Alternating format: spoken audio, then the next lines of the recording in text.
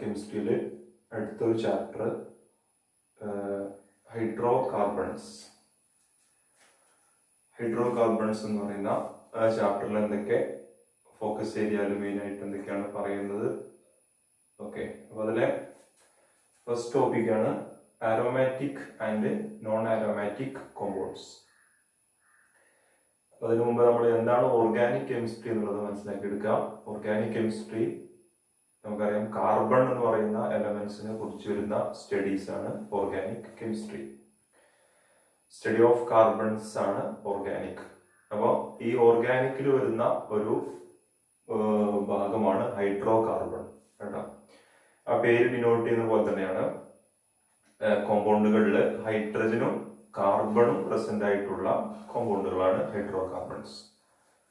Common ആയിട്ട് organic chemistry എന്ന് പറഞ്ഞു കഴിഞ്ഞാൽ കാർബൺസിന്റെ സ്റ്റഡിയാണ് ഓർഗാനിക് കെമിസ്ട്രി. അപ്പൊ അതിലെ ഒരു ക്ലാസ് ആണ് ഹൈഡ്രോ കാർബൺ. നമ്മുടെ ചാപ്റ്ററിന്റെ പേര് ഹൈഡ്രോ കാർബൺസ് എന്നുള്ളതാണ്. സോ എന്താണ് hydrocarbons? Compounds that contains hydrogen and carbons. ഹൈഡ്രജനും കാർബണും അടങ്ങിയിട്ടുള്ള കോമ്പൗണ്ടുകൾ നമുക്ക് ജനറൽ ആയിട്ട് ഹൈഡ്രോ കാർബൺസ് എന്ന് പറയാൻ പറ്റും. ഓക്കെ, അപ്പൊ ഹൈഡ്രോ കാർബൺസ് എന്ന് പറയുന്ന ചാപ്റ്ററിൽ നമുക്ക് പഠിക്കാനുള്ള ഒരു ഫസ്റ്റ് ഏരിയ ആണ് aromatic and non aromatic compounds. അപ്പോൾ ഓർഗാനിക് കോമ്പൗണ്ടുകളെ നമ്മൾ ആരോമാറ്റിക് എന്നും നോൺ ആരോമാറ്റിക് എന്നും രണ്ട് ക്ലാസ് ആയിട്ട് തരംതിരിക്കുന്നുണ്ട്. Aromatic and non aromatic. ഇതിൽ നമ്മുടെ ഫോക്കസ് ഏരിയയിൽ വരുന്ന ഒരു ടോപ്പിക് ആരോമാറ്റിസിറ്റി എന്ന് പറയുന്ന ഒരു ടോപ്പിക് ആയിരിക്കും നമ്മൾ എടുത്ത് നോക്കാം. അപ്പൊ അതിൽ എന്താണ് ആരോമാറ്റിക് കോമ്പൗണ്ട്സ് എന്നുള്ളതാണ് അതുകൊണ്ട് ഉദ്ദേശിക്കുന്നത്. ഇവിടെ നമ്മൾ മനസ്സിലാക്കേണ്ടത്, ഒരു കോമ്പൗണ്ട് ആരോമാറ്റിക് ആയിട്ട് മാറാനുള്ള കണ്ടീഷൻസ്. ഒരു ഓർഗാനിക് കോമ്പൗണ്ട്സ് ആരോമാറ്റിക് ആയിട്ട് മാറണമെങ്കിൽ നമ്മൾ ഈ എഴുതിയിട്ടുള്ള 3 കണ്ടീഷൻസിന് എന്ത് ചെയ്യണം? ഫോളോ ചെയ്യണം. ഈ 3 കണ്ടീഷൻസും ഒരേ സമയം ഫോളോ ചെയ്യുമ്പോഴാണ് ഒരു കോമ്പൗണ്ട് ആരോമാറ്റിക് ആയിട്ട് മാറാം. ഇതിൽ ഏതെങ്കിലും ഒരു പോയിന്റ് വിട്ടുപോയി കഴിഞ്ഞാൽ അത് നോൺ ആരോമാറ്റിക് ആയിരിക്കും. അപ്പോൾ കോമ്പൗണ്ടുകൾ ആരോമാറ്റിക് ആയിട്ട് മാറണമെങ്കിൽ it should obey 3 conditions. First one, cyclic and planar എന്ന് പറഞ്ഞു കഴിഞ്ഞാൽ നമ്മൾ ഡിസ്കസ് ചെയ്യുന്ന കോമ്പൗണ്ട് അതിന്റെ ഷേപ്പിനെ കുറിച്ചാണ് പറയുന്നത് കേട്ടോ.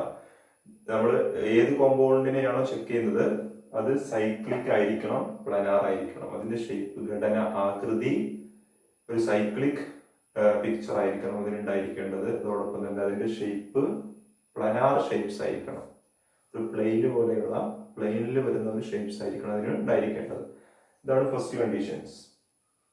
ദെൻ സെക്കൻഡ് കണ്ടീഷൻ പറയുന്നത് കോൺജുഗേറ്റഡ് ആയിരിക്കണം. കോൺജുഗേറ്റഡ് എന്ന് പറഞ്ഞു കഴിഞ്ഞാൽ ഇവിടെ ഡിനോട്ട് ചെയ്തത് alternative single and double bonds. അതായത് ആ കോമ്പൗണ്ടുകളിൽ ഒന്നിടവിട്ടിട്ട് സിംഗിൾ ബോണ്ട്, ഡബിൾ ബോണ്ട് എന്ന് പറയുന്ന ഒരു പാറ്റേണിൽ പോകണം. ഓക്കെ, അതിനെയാണ് കോൺജുഗേറ്റഡ് സിസ്റ്റം എന്ന് പറയുന്നത്. അപ്പോൾ ആരോമാറ്റിക് ആയിട്ട് മാറാനുള്ള സെക്കൻഡ് കണ്ടീഷൻസ് ആണ് ഷുഡ് ബി കോൺജുഗേറ്റഡ് സിസ്റ്റം. അതൊരു കോൺജുഗേറ്റഡ് സിസ്റ്റം ആയിരിക്കണം എന്ന് പറഞ്ഞു കഴിഞ്ഞാൽ ആൾട്ടർനേറ്റീവ് ആയിട്ട് സിംഗിൾ ആൻഡ് ഡബിൾ ബോണ്ടുകൾ അതിൽ കടന്നു വരണം.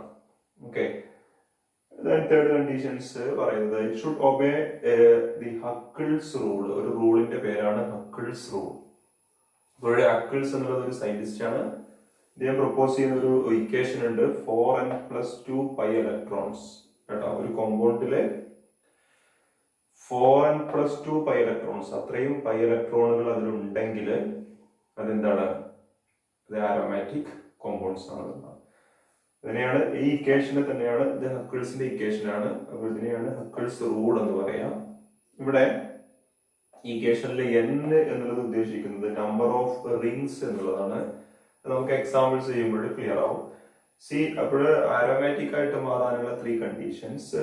It should be cyclic and planar structure. Number 2, conjugated, that means it contains alternative single and double bonds. And finally it should obey Huckel's rule, that means 4n+2 pi electrons ne obey ചെയ്യുന്ന ഈ 3 കണ്ടീഷൻസിനെയും obey ചെയ്യുന്ന കോമ്പൗണ്ടുകളെയാണ് aromatic compounds എന്ന് പറയാം. Anyway ഇവിടെ examples നോക്കൂ. ഇത് നമ്മളൊരു 3 examples കാണിച്ചിട്ടുണ്ട്. ഈ 3 എക്സാമ്പിൾസും ഈ 3 കോമ്പൗണ്ട്സും ആരോമാറ്റിക് കോമ്പൗണ്ട്സ് ആണ്. ഈ 3 കോമ്പൗണ്ടുകളിൽ നമ്മൾ ഈ പറയുന്ന 3 കണ്ടീഷൻസ് ഒക്കെ ആയിട്ട് വരുന്നുണ്ട്. അതുകൊണ്ടാണ് അതിന് ആരോമാറ്റിക് എന്ന് പറയുന്നത്. ഫസ്റ്റ് ഓഫ് ഇതിന്റെ ഷേപ്പ് എങ്ങനെയാണ്? ഒരു സൈക്ലിക് ചിത്രമാണ് അല്ലെ. സൈക്കിൾ എന്ന് പറഞ്ഞു കഴിഞ്ഞാൽ നമ്മൾ മനസ്സിലാക്കേണ്ടത് ക്ലോസ്ഡ് പിക്ചർ എന്നുള്ളതാണ് കേട്ടോ. ഇങ്ങനെ വന്ന് ഇങ്ങനെ ക്ലോസ്ഡ് പിക്ചർ. അതൊരു ട്രയാങ്കിൾ ആവാം, റെക്ടാങ്കിൾ ആവാം, അല്ലെ പെന്റഗൺ ആവാം, ഹെക്സഗൺ ഒക്കെ ആവാം. സൈക്ലിക് ആയിട്ടുള്ള ഒരു പിക്ചർ ഉണ്ടായാൽ മതി. ഇതിന്റെ ചിത്രം നോക്കുമ്പോൾ ഒരു ക്ലോസ്ഡ് പിക്ചേഴ്സ് ആണ് ഇതിനുള്ളത് അല്ലെ. അതുകൊണ്ട് അത് സൈക്ലിക് ആണ്. അതോടൊപ്പം തന്നെ അതിന്റെ ഷേപ്പ് പ്ലനാർ ആണ് കേട്ടോ. അതൊക്കെ കണ്ടുപിടിച്ചതാണ്. എനിവേ ഫസ്റ്റ് കണ്ടീഷൻസ് ഇതിൽ മൂന്നിലും ഓക്കെയാണ്. ദെൻ പറയുന്നത് സെക്കൻഡ് കണ്ടീഷൻസ് പറയുന്നത് കോൺജുഗേറ്റഡ് സിസ്റ്റം ഉണ്ടായിരിക്കണം. ദാറ്റ് മീൻസ് ഒന്നിടവിട്ട് സിംഗിൾ ബോണ്ട്, ഡബിൾ ബോണ്ട്. ഇവിടെ നമ്മൾ നോക്കുമ്പോൾ ഇവിടെ സിംഗിൾ ബോണ്ട് ആണ്. സിംഗിൾ ബോണ്ട് മീൻസ് ഒരു ലൈൻസ് കേട്ടോ. ദെൻ പിന്നീട് വരുന്നത് ഡബിൾ ബോണ്ട്സ് ആണ്. ഇവിടെ ഡബിൾ ബോണ്ട്സ് ആണ്. Then single bond, double bond, single bond, double bond, single bond. ഇങ്ങനെ ഒന്നിടവിട്ടിട്ട് സിംഗിൾ ഡബിൾ എന്ന് പറയുന്ന ആ ഒരു പാറ്റേൺ വരുന്നുണ്ട്. ഇതിലും അങ്ങനെ തന്നെയാണ്. ഇതിൽ നോക്കുമ്പോൾ ഇവിടെ double bond, single bond, double bond, single bond, double bond. ഇവിടെ ഡബിൾ ബോണ്ട് ആയതുകൊണ്ട് ഹിയർ സിംഗിൾ ബോണ്ട്, ഇവിടെ ഡബിൾ ബോണ്ട് ആയതുകൊണ്ട് ഇവിടെയും സിംഗിൾ ബോണ്ട്. ഒന്നിടവിട്ട് സിംഗിൾ ഡബിൾ എന്ന് പറയുന്ന പാറ്റേൺ ആണ്. ഇവിടെ single bond, double bond, single double single എന്ന് പറയുന്നത് ഇതിലും അങ്ങനെ തന്നെയാണ് കേട്ടോ. ഇതിലെല്ലാം മൂന്ന് കോമ്പൗണ്ടുകളിലും ആൾട്ടർനേറ്റീവ് ആയിട്ട് സിംഗിൾ ഡബിൾ എന്ന് പറയുന്ന ആ ഒരു പാറ്റേണിൽ ആ കോമ്പൗണ്ട് വരുന്നുണ്ട്. അതുകൊണ്ട് ആ മൂന്ന് കോമ്പൗണ്ട്സുകളും ഈ ഫസ്റ്റ് രണ്ട് കണ്ടീഷൻസ് ഒബേ ചെയ്യുന്നുണ്ട്. ഇനി മൂന്നാമത്തെ കണ്ടീഷൻസ് നോക്കാം. It should obey Huckel's rule. എന്തായിരുന്നു Huckel's rule? 4n+2 pi electrons അത് ഉണ്ടായിരിക്കണം. ഇവിടെ നമ്മൾ മനസ്സിലാക്കേണ്ട ഒരു കാര്യം ശ്രദ്ധിക്കാം.